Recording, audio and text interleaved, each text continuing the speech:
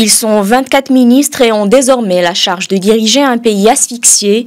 Formé après plus d'un an de blocage politique, le nouveau gouvernement libanais a tenu ce lundi son premier conseil des ministres en présence du président Michel Aoun et du premier ministre Najib Mikati.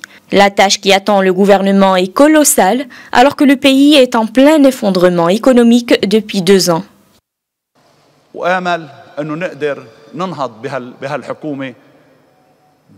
J'espère que nous pourrons nous relever avec ce gouvernement. J'espère aussi que nous pourrons atteindre ce que le peuple souhaite et mettre fin à l'effondrement actuel pour restaurer la gloire et la prospérité au Liban.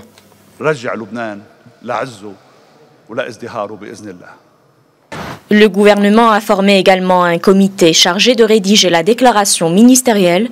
Cette dernière sera ensuite présentée au Parlement lors de la séance de vote de confiance au nouveau gouvernement. Par ailleurs, les Libanais se disent tout de même sceptiques.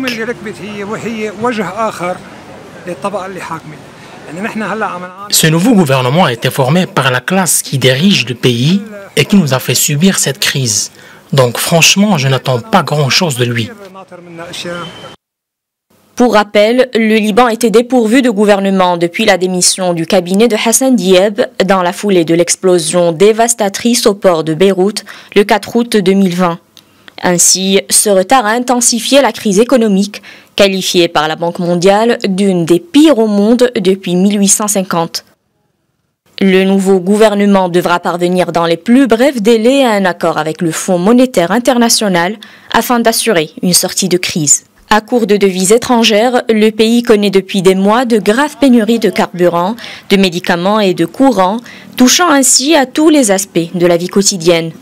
De son côté, le FMI promet le 16 septembre prochain une aide de plus de 1,1 milliard de dollars en droits de tirage spéciaux, et ce, dans le cadre d'une aide accordée par le fonds à plusieurs pays pour faire face aux retombées économiques de la pandémie.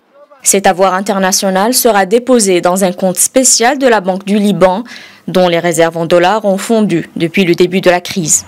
Par ailleurs, ce nouveau cabinet devra également préparer le terrain aux élections législatives prévues en mai 2022.